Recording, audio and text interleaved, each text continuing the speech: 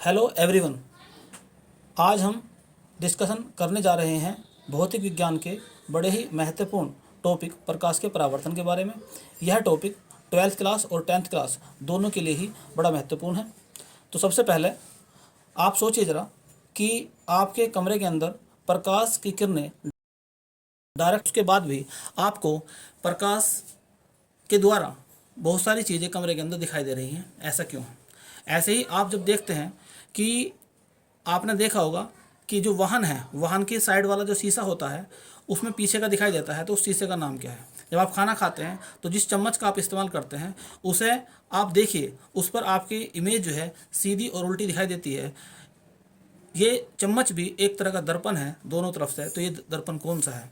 इन सब बातों के बारे में इसमें चर्चा की जाएगी। तो सबसे पहले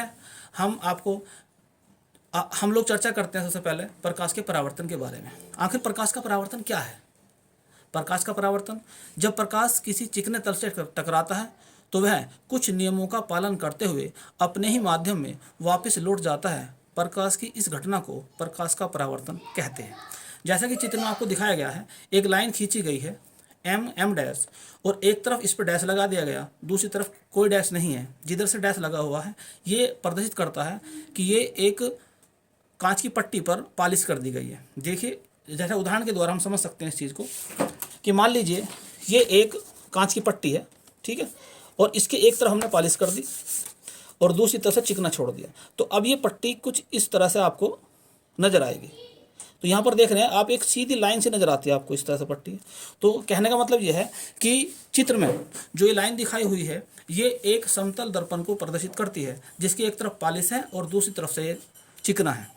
तो जब प्रकाशीय किरण AO चिकने तल से टकराती है तो वह कुछ नियमों का पालन करते हुए अपने ही माध्यम में, यानी कि इस साइड के माध्यम में OA वापस चली जाती है। आने वाली किरण AO, जाने वाली किरण OB। आने वाली किरण को आपतित किरण कहते हैं और जाने वाली किरण को परावर्तित किरण कहते हैं। और जिस बिंदु पर ये मिलती हैं किरणें, टकराती है, उस बिंदु को कहते हैं आपतन बिंदु।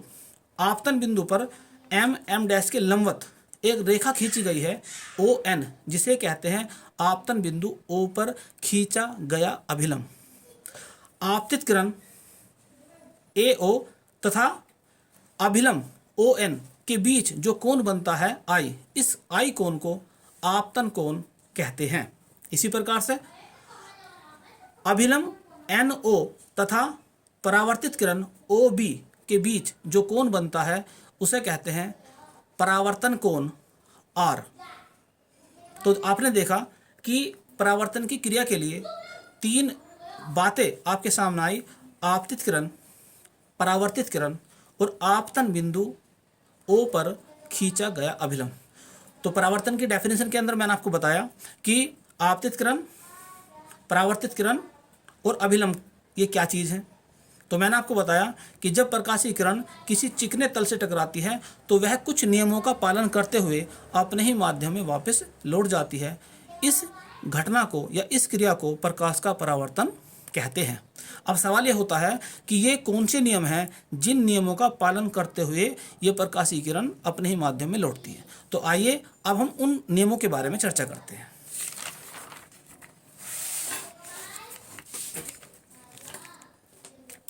तो अब हम बात करने जा रहे हैं कि प्रकाश के परावर्तन के कौन कौन से नियम हैं।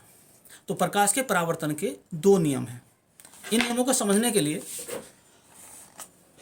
सबसे पहले एक सीधी लाइन हमने खींच दी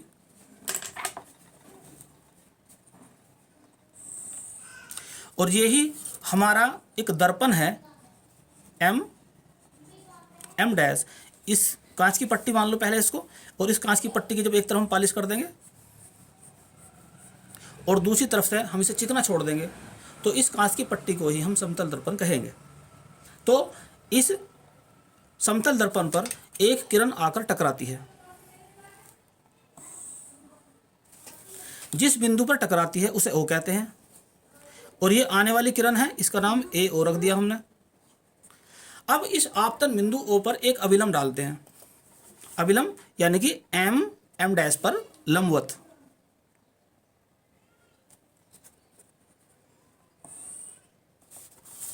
ओ एन इसका नाम रख दिया अभिलंब का हमने। तो ए ओ आपतित किरण, ओ एन अभिलंब। आपतित किरण और अभिलंब के बीच जो कोण बनता है उसे आई यानी कि आपतन कोण कहते हैं। अब प्रकाश के परावर्तन का जो पहला नियम है वो ये कहता है कि परावर्तित किरण जो है उतने ही कोण से परावर्तित होगी जितना कि आपतन कोण था।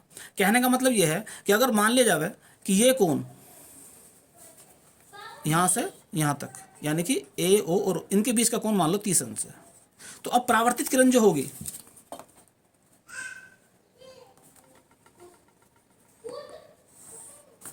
ये भी इसी कोण से, इतने ही 30 अंश के कोण से ही वापस जाएगी। ये नियम है। तो ये जो कोण है ये कहलाएगा आर, यानी कि परावर्तित किरण तथा अभिलंब के बीच जो कोण बनेगा वो कहलाएगा आर। तो परावर्तन का पहला नियम ये कहता है कि आई का मान आर के बराबर, अर्थात आपतन कोण का मान परावर्तन कोण के बराबर है। अब हम बात करते हैं कि परावर्तन का दूसरा नियम क्या है। तो परावर्तन का दूसरा नियम ये कहता है कि आपतित किरण जो आने वाली किरण थी, ये वाली जो दर्पण है वो हमारा इस कागज के तल में है, एम डैश दर्पण है, इस कागज के तल में है, ये आने वाली किरण होगी। और अभिलंब, अब अभिलंब खींचने के दो तरीके हैं। अभिलंब जो है लंबवत होता है एम डैश के, तो कोण जो है इसका नपेगा, यहां से नपेगा एम डैश का कोण यहां से नपेगा ये, ठीक है। ये 90 अंश का कोण है तो इसे अभिलंब कहेंगे, ठीक है। लेकिन अब ये अभिलंब कागज के तल पर नहीं है, लेकिन अगर इसको हम लेटा दें, इस तरह से कर दें, तो अब जो ये कोण है ध्यान से देखोगे आप, ये यहां से यहां तक का जो कोण है ये अभी भी 90 अंश का है, लेकिन अभी अभिलंब जो है कागज के तल में होगी। तो आपतित किरण कहां पर है? कागज के तल में। अभिलंब कहां है? कागज के तल में। तो परावर्तन का दूसरा नियम कहता है कि जो परावर्तित किरण है वो अभिलंब के साथ में 30 अंश का कोण बनाना है उसे। तो अभिलंब के साथ में 30 अंश का कोण अभी भी है, लेकिन ये जो किरण है, मेरे हाथ वाली जो किरण जो है, ये कागज के तल में नहीं है। तो नियम ये कह रहा है दूसरा कि ये कागज के तल में होनी चाहिए, ऐसे। तो ये आपतित किरण कागज के तल में, अभिलंब कागज के तल में, परावर्तित किरण कागज के तल में, और ये जो दर्पण था हमारा ये तो कागज के तल में खींच ही रखा था हमने पहले। तो आपतित किरण, परावर्तित किरण और अभिलंब तीनों ही कागज के तल में होने चाहिए, अर्थात उसी तल में होने चाहिए, ये तीनों एक ही तल में होने चाहिए। यह कहलाता है परावर्तन का दूसरा नियम। तो हमने देखा कि प्रकाश के परावर्तन के दो नियम हैं। नंबर 1 बात, आपतन कोण का मान परावर्तन कोण के बराबर होना चाहिए। नंबर 2 बात, आपतित किरण, परावर्तित किरण और आपतन बिंदु O पर खींचा गया अभिलंब तीनों एक ही कागज के तल में होने चाहिए। अब जरा एक बात सोचिए जरा कि अगर ये मान लो हमारा दर्पण है, इस तरह बना लिया मैंने दर्पण, और एक किरण टकराई इससे आगे, ठीक है जी। अब ये आपतन बिंदु हो गया, ये अभिलंब टकराई, अर्थात इस दर्पण के अभिलंबवत एम डैश के अभिलंबवत, अर्थात इसने कोण बनाया यहां से 90 अंश का। जो अभिलंब होता है वो एम डैश के साथ 90 अंश का कोण बनाता है वो भी। तो कहने का मतलब ये आपतित किरण भी यही होगी और अभिलंब भी यही हो गया। तो परावर्तित किरण जो हो जाएगी वो भी यही हो जाएगी, ऐसे ही।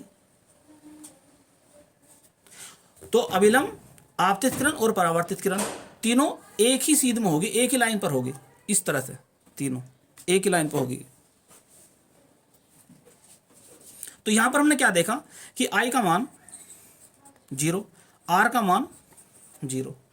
तो इस कंडीशन में क्या हुआ कि यदि कोई प्रकाशीय किरण किसी तल के अभिलंबवत टकराती है तो वह अपने ही रास्ते से, अपने ही मार्ग से वापस लौट जाती है ना, हमेशा में।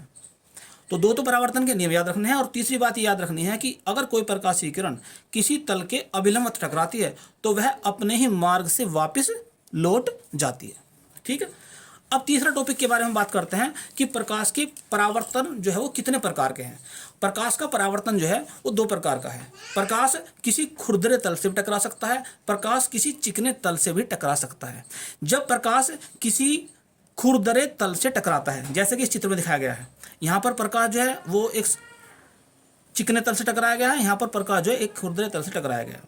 तो जब प्रकाशीय किरण किसी खुरदरे तल से टकराती है तो वह परावर्तित किरण जो है वो चारों तरफ फैल जाती है, बिखर जाता है प्रकाश। और इस बिखरने की घटना को प्रकाश का प्रकीर्णन कहते हैं, जो आगे पढ़ेंगे चल के हम। और इस प्रकीर्णन के कारण ही कमरे के अंदर रोशनी आती है। यानी कि प्रकाश की किरण कहाँ टकराई?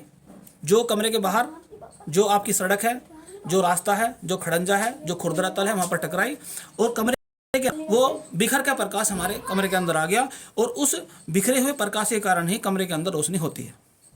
तो इस प्रकार से प्रकाश के परावर्तन के दो तरीके हो गए। एक जब प्रकाश किसी चिकने तल से टकराता है, और एक प्रकाश जब किसी खुरदरे तल से टकराता है। अगर प्रकाश किसी चिकने तल से टकराता है, ठीक है, तो आपने क्या देखा? आने वाली किरण है, ये सब समांतर है। यहां पर भी जब प्रकाश किसी खुरदरे तल से टकरा रहा है तो आने वाली किरण सारी समांतर है। लेकिन दोनों में जो मेन डिफरेंस क्या है कि परावर्तित किरण यहां पर समांतर है, लेकिन खुरदरे तल से टकराने के बाद में परावर्तित किरण एक दूसरे के समांतर नहीं है।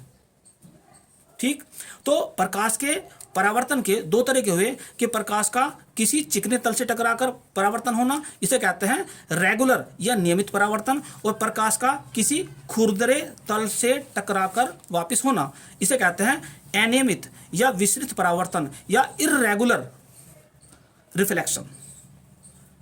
तो आज हमने 3 टॉपिक के बारे में चर्चा करी कि प्रकाश का परावर्तन क्या है, प्रकाश के परावर्तन के नियम क्या हैं, और प्रकाश के परावर्तन कितने प्रकार के होते हैं। अगर आपको ये वीडियो पसंद आई हो तो शेयर करें और मेरे चैनल को सब्सक्राइब करें। और यदि आपको इस वीडियो में कहीं कोई कमी नज़र आई हो, मेरे कहने में कोई आपको कमी नज़र आ रही हो, कोई बात आपकी समझ में ना आई हो, तो कमेंट्स बॉक्स में लिख के ज़रूर बताएं। आज के लिए इतना ही। आपके सामने नेक्स्ट वीडियो लेकर जल्द ही फिर हाजिर होऊंगा। तब तक के लिए